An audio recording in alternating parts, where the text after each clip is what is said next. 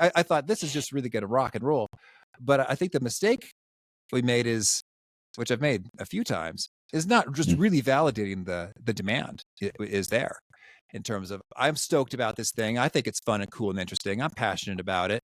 Let's do it. So tell me what you mean by that, because that's a powerful statement, not validating the demand. So what do you mean by that, and how do you validate it? I mean, do people want the thing you're considering building?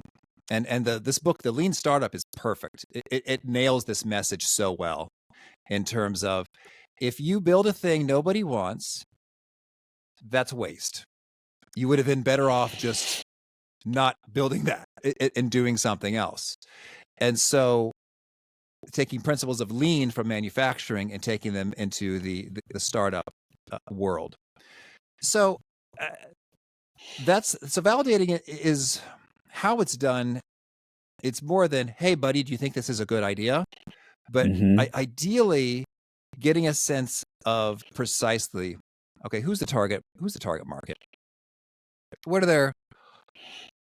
their dreams? What are their barriers and obstacles? What are their pains and fears? What are their alternative offerings? What would they do if they didn't buy my thing? And instead, like, how would they operate? If push came to shove, if this thing existed, would they part with the money, the price point that we imagine having it? And then just sort of gathering that information via interviews, via surveys, and truly assessing that folks want the thing before you build the thing. Yeah, and I'm chronologically ahead, and we'll come back to the second failure for a second, but you learned from that lesson. Oh yeah. I know, because we've had the discussions about how you built your podcast. You did validate demand quite exhaustively, right? When I heard it, I was like, oh my gosh, I don't think I've ever heard anyone put that much research in it, which is great. That's your style. That's your ability. So give us a little bit of insight into what you did to validate the demand specifically of how to be awesome at your job. Oh, sure thing. Well, and I think the reason I did it was because I was fed up. I was like, I am not going to build another thing nobody cares about. Just not. And I thought, I'm so excited about this idea. It's like, I know, Pete. I'm having these conversations with myself. It's like, Pete, I know you're excited about this thing. You're excited about A, B, C, D, E, and F, which all went nowhere. And so that's not going to fly. So I'm trying to recall all the things I did. I think that, well, one, I did interviews. I thought, who do I imagine would be a listener to how to be awesome at your job? I thought, okay, this would be someone youngish, in their 20s and 30s, in their career. They're ambitious. They want to go places, but they're not sort of mean ambitious. You know, they like learning. They maybe fire up LinkedIn. I actually wrote this down. They fire up LinkedIn Learning on their downtime. They're watching Dave Crenshaw and company. Sure. So I thought that's sort of the person I imagined. And I thought, well, who are some people I know who are kind of like that? And so I sat down with a few of them. And it's funny, my buddy Tom, who's now my financial planner as well, he'll say, I remember when we sat down at that restaurant and we had that flight of bacon and we were talking about your podcast, and now it's 20 million downloads. That's so cool.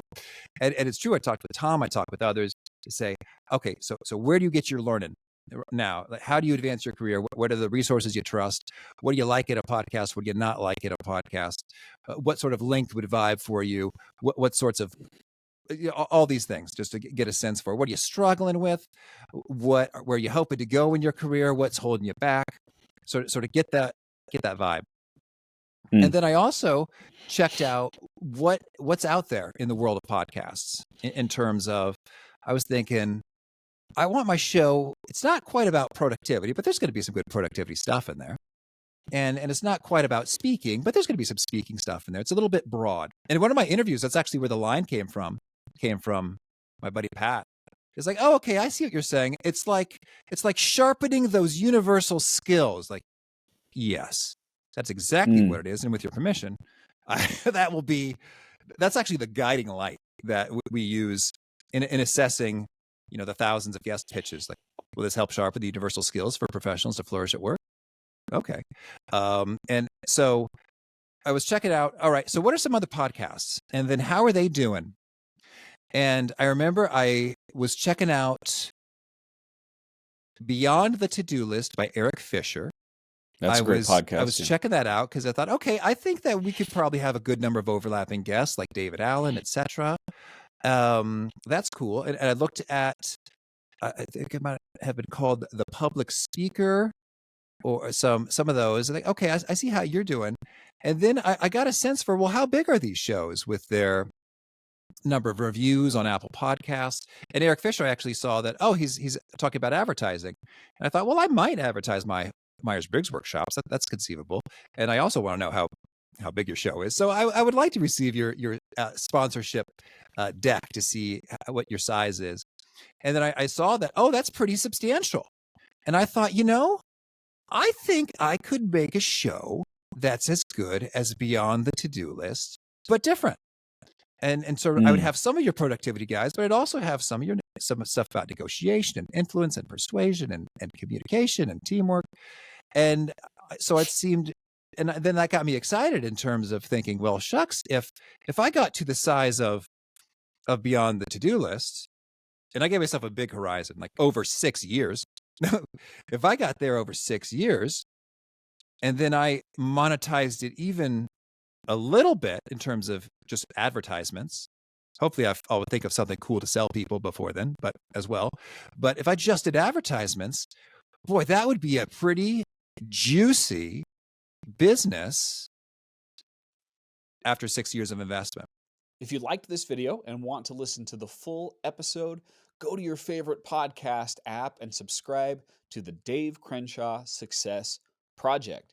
You can also find all the full episodes at SuccessProject.Show.